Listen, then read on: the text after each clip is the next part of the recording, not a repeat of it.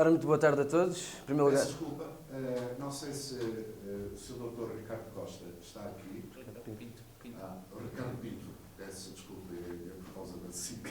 Ricardo Costa. Então é bem-vindo. Muito obrigado. São também muito bem-vindos os amigos, colegas do Noel. É um prazer vê-los aqui, porque as provas são abertas ao público, é sempre bom ter gente nestas cerimónias. E, portanto, agradeço a vinda do Dr. Ricardo Pinto e Noel, pode começar. Pronto, então, boa tarde. Começar por cumprimentar o júri, também o Presidente da Junta de Freguesia da Nação de Pera, o Tesoureiro do Executivo, o Tesoureiro da Paulis Apoteose, Bruno Alves. Fizeram uma viagem de mais ou menos 500 km hoje para estar aqui presentes, a todo o público. E, portanto, sem mais demoras, vamos avançar para falar de associativismo, que é sobre isso que estamos aqui hoje a falar, e para perspectivar o associativismo como motor do desenvolvimento local. Portanto, o que vamos tentar fazer é uma síntese metodológica, ou seja, criar uma metodologia que possa ser replicada por qualquer grupo de pessoas. E por isso vamos tentar responder a 3 questões básicas. Portanto, porquê uma nova concepção de democracia, de convivência democrática? Será possível, então, criar uma proposta de sustentabilidade que permita, então, tornar viáveis qualquer tipo de projetos de cidadãos?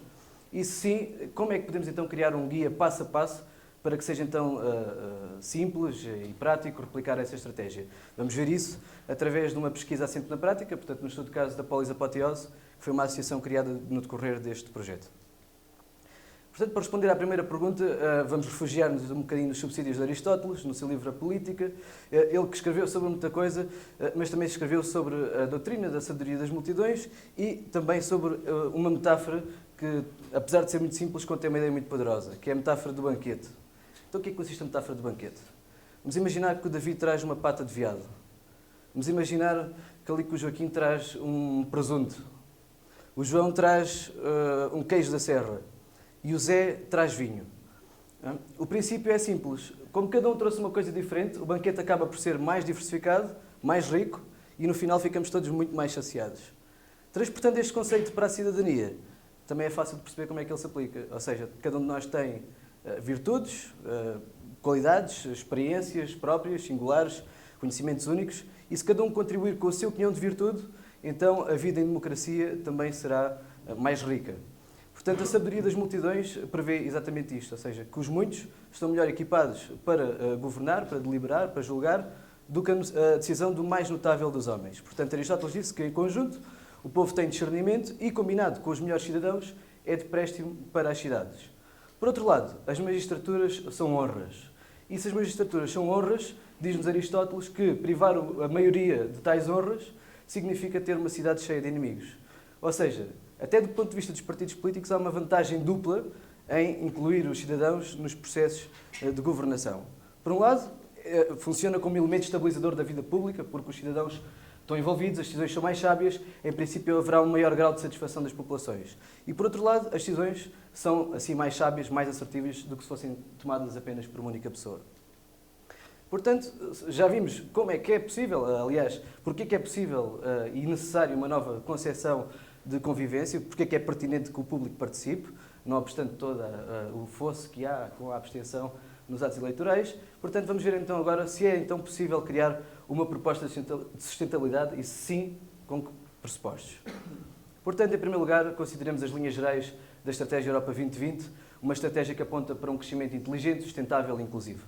Inteligente porque estimula o gosto pela aprendizagem ao longo da vida, educa para as novas tecnologias da informação, da comunicação. Sustentável porque também na esfera empresarial e na forma como as instituições estão constituídas, procuram-se criar sinergias de forma a que haja um clima de clusterização geral, seja no nível empresarial ou social, e dessa forma conseguimos melhores resultados. Inclusiva porque procura combater a pobreza, criar mais e melhores empregos, incluir grupos habitualmente marginalizados e dessa forma temos então um desenvolvimento coeso. Portanto, agora vamos elencar 5 pressupostos de utilização pública que, se forem aplicados, e, a meu ver, não é mais do que a obrigação dos municípios fazê-lo, qualquer projeto pode ser executado sem qualquer tipo de problemas. Portanto, em primeiro lugar, os municípios têm património móvel e imóvel. Portanto, aqui vemos algumas imagens do mercado de Armação de Pera, o casino de Armação de Pera, o Teatro de Mascarenhas Gregório em Silves, e aqui vemos o caminhão da Junta por ocasião do Carnaval. Este caminhão serviu já para muita coisa, também serviu naquela altura para aquele artista cantar, foi uma tarde muito bem passada. Em segundo lugar, os municípios têm autonomia para regular impostos locais e promover incentivos fiscais, ou seja, o município tem ou não o poder de decidir se vai aumentar ou não a água, se vai manter ou aumentar os IMI, e ao mesmo tempo pode garantir ou não as licenças básicas de execução do evento. Estamos a falar de taxas de ocupação de via pública, emissão especial de ruído. E quando os municípios apoiam e garantem estas bases, então isso transmite confiança a investidores, ao setor privado, digamos assim, para poder investir e, portanto, financiar projetos verdadeiramente democráticos. Eles mais tarde vão ter o retorno. E isso é possível através de ativações de marca, como iremos ver mais à frente. O terceiro aspecto tem a ver com os programas de inclusão social. Vamos pegar nas pessoas idosas, neste caso aqui o Polo de Educação ao Longo da Vida. Vamos pegar nas pessoas da escola, nos escutas, no trabalho comunitário, nos estabelecimentos prisionais, porque não? E incluí-los em projetos que sejam de interesse para o Conselho, para os territórios onde eles estão a ser aplicados. O quarto aspecto tem a ver com o facto dos municípios terem a capacidade técnica para acompanhar a preparação das candidaturas ao Fundo Social Europeu e outros programas de financiamento. Ou seja, eu até posso não perceber nada de economia ou de gestão, ou o que é que seja, mas as câmaras têm os seus gabinetes que podem, se houver vontade política, não é? Podem dar esse auxílio e assim conseguir preparar candidaturas, porque estes projetos, e isto é um aspecto muito importante, não têm de ser necessariamente políticos ou passar por partidos políticos. Até uma associação de bairro pode dinamizar e conseguir captar financiamento para estes projetos. E o último aspecto tem a ver com a perspectiva ecológica estar presente desde a raiz dos projetos. Que é como quem diz, se nós tivermos preocupações ambientais desde a raiz, vamos inventar mecanismos para estimular a manutenção dos espaços através de incentivos. Por exemplo, há um festival, você traz um saco de lixo e nós damos-lhe uma Imperial, por exemplo. Diz uma Imperial, diz uma t-shirt, diz outra coisa qualquer. E a questão aqui é o incentivo, a recompensa pelos comportamentos ecológicos. E é assim que partimos para uma Polis 3.0, baseada nestes pressupostos. E porquê 3.0? Porque esta é a base da nossa comunicação. Ao nível de 1.0 estamos a falar de uma intervenção que acontece no espaço físico, algo que acontece, algo que tem lugar. E o buzz que se cria nesse evento, ao ser capturadas imagens, fotografias, vídeos, o que é que seja, no nível do 2.0 vamos proceder à amplificação mediática das mensagens, vamos gerar discussão, vamos gerar buzz, vamos gerar likes, vamos gerar frenesi. E depois, e até aqui, quando se fala em Web 2.0, muitas das vezes ficamos por aqui, o 3.0 tem a ver precisamente com esta vontade, com este desejo firme, de trazer o retorno ao espaço físico, ou seja, fortalecer as comunidades, gerar uma reação que não se fica pelo debate no Facebook ou no Twitter, onde quer que seja, mas que tenha consequências práticas no espaço físico. Então, se assim é, como é que podemos criar um guia passo a passo, um guia cidadania para totós, enfim, o que quiserem. Um guia para mostrar como qualquer grupo de cidadãos pode replicar a estratégia.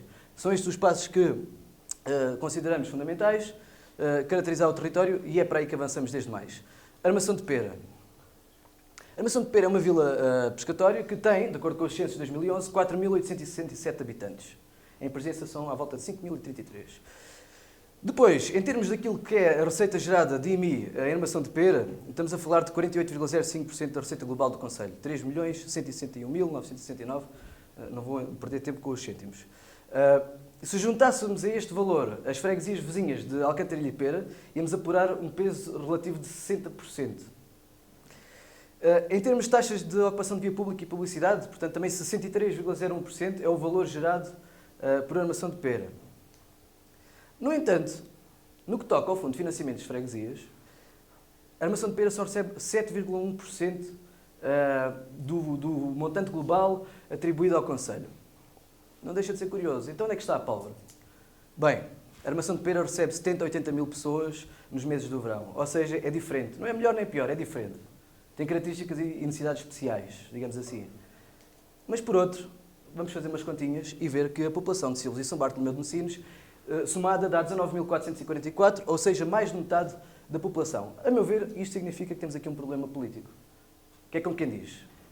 Em termos eleitorais, o peso relativo da Armação de Pera é insignificante. A Armação de Pera não decide eleições. No entanto, é a Armação de Pera que gera a maior parte da receita do Conselho. Este é o nosso diagnóstico, portanto, sejam bem-vindos à Baía da Armação de Pera, a terra que mais contribui e que menos recebe. Na concepção do projeto, utilizei também aqui uma metodologia criada por José Mendes, vice-reitor da Universidade do Minho, um estratega de cidades, que elencou as 5 dimensões do sucesso daquilo que ele chama a cidade incubadora. É esta a cidade intelectual, autêntica, inovadora, conectada e sustentável. Esta metodologia é útil para nós conseguirmos identificar onde é que há margem de progresso para os territórios se afirmar. Da análise que foi feita, parece-me que os 2 pontos mais fortes serão a questão da autenticidade. A autenticidade é, sem dúvida, o ponto forte, porque temos um ativo de projeção global, que é o maior Recife natural de Portugal. E, ao mesmo tempo, consideramos que a criação de uma agenda cultural única e diversificada poderia combater a sazonalidade e reforçar a captura de residentes. E, com isso, também se resolve, em parte, o problema político dos cadernos eleitorais. No entanto, temos aqui um desafio enorme a seguir, que é mobilizar e organizar os pares, e, enfim, é um desafio que toda a gente tem de o fazer, se quer levar uma ideia avante, porque as ideias podem partir de poucos, mas para serem executadas é necessário uma multidão. Então, para Bernardo Touro, mobilizar significa convocar vontades para atuar na busca de um propósito, com interpretações e sentidos compartilhados. Portanto, são as narrativas que se vão construindo, que depois vão sendo editadas e reeditadas pelas pessoas que vão connosco convivendo. Só dizer que, nesta altura, nós tínhamos um problema ainda maior, que tem a ver com o verão. No verão há um aumento do trabalho temporário e é muito difícil congregar as pessoas para o que é que seja. E pelo caminho também estava em curso um processo de eleições autárquicas que, depois de ultrapassado, deixaram as diferenças para trás, porque todos nós temos sensibilidades diferentes, é natural, mas criamos então a Associação na Hora. A Associação na Hora é um instrumento que vem do Simplex e que permite então hoje em dia criar uma associação sem os constrangimentos de há uns tempos atrás, em que era preciso fazer publicação no Diário da República. Isso hoje em dia já não é nada preciso, porque é automaticamente publicado no Ministério da Justiça. A partir do momento em que somos uma associação juvenil, neste caso, podemos também concorrer ao RNAS, Registro Nacional do Associativismo Jovem, e ficamos habilitados a uma panóplia de programas de apoio a atividades pontuais e infraestruturais. E é assim que nasce a Polis Apoteose.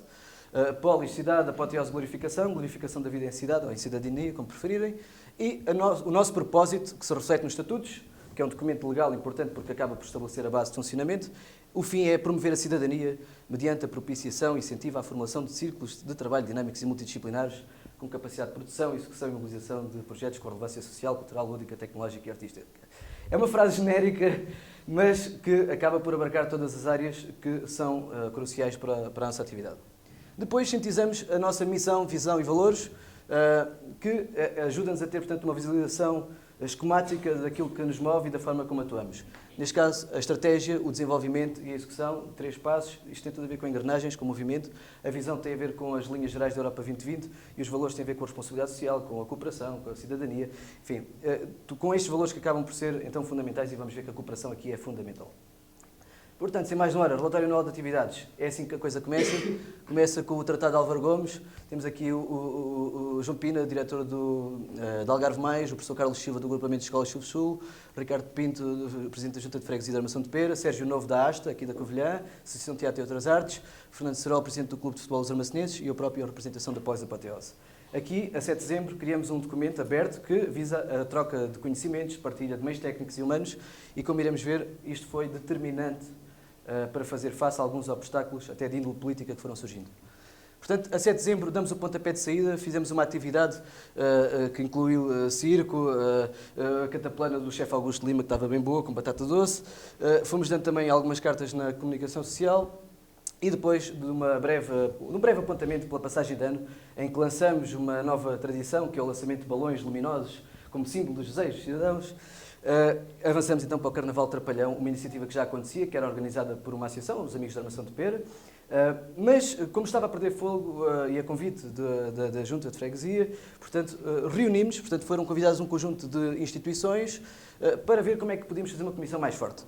Utilizamos, lá está, pressuposto de utilização pública, um silo, um parque de estacionamento que estava fechado, não tinha utilização, e transformamos aquilo em oficina. Na altura, recolhemos qualquer coisa como 10 toneladas de um empreendimento que estava a ser remodelado, 10 toneladas de madeira, e, portanto, esse material que para uns era lixo, para nós foi muito útil. Portanto, ecologia.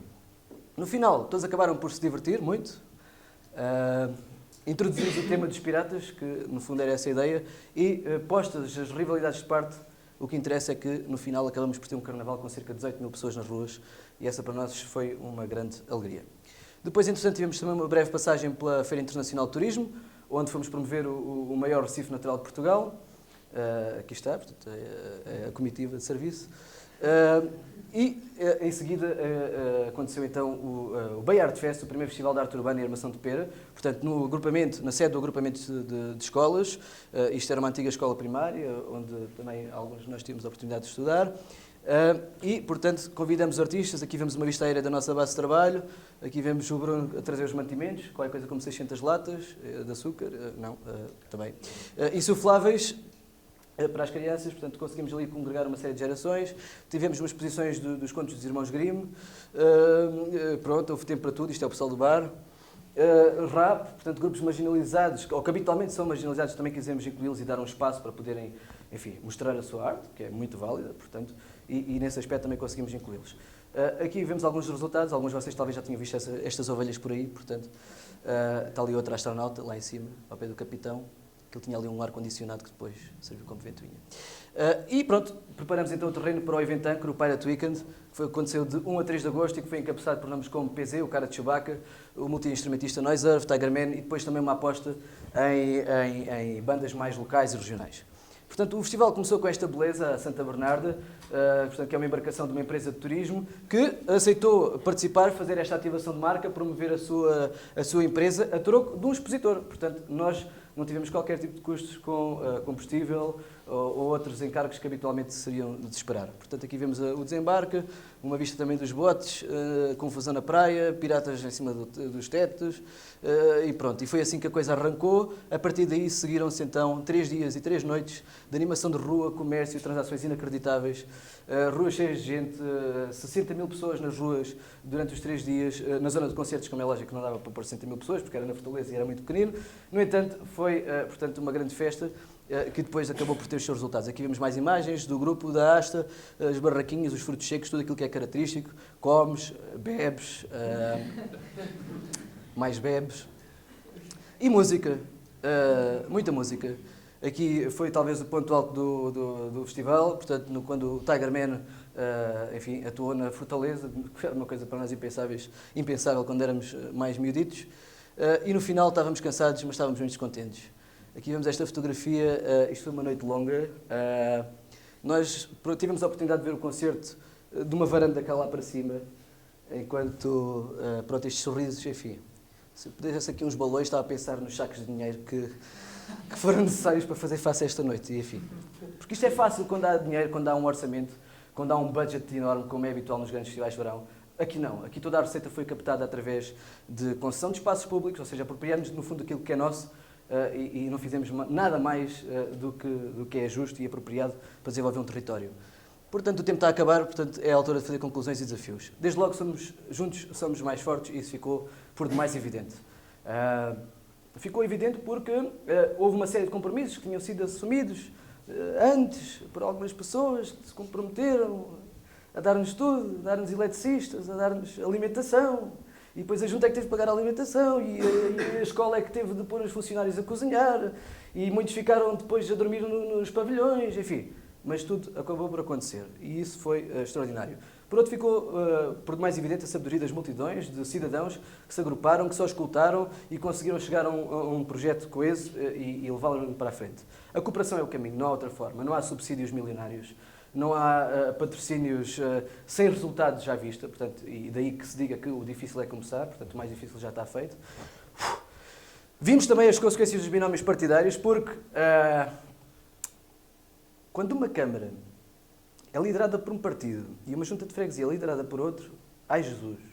E ai Jesus porquê? Porque é visto como fragilidade apoiar uma iniciativa que até é da sociedade civil, pessoas... diferentes raças, cores, partidos, religiões, e, no entanto, isso é visto como uma fragilidade e como um obstáculo. E, por outro, lançamos as bases também para uma agenda de futuro. Criamos uma série de eventos que agora têm de ser reforçados, têm de continuar a desenvolver.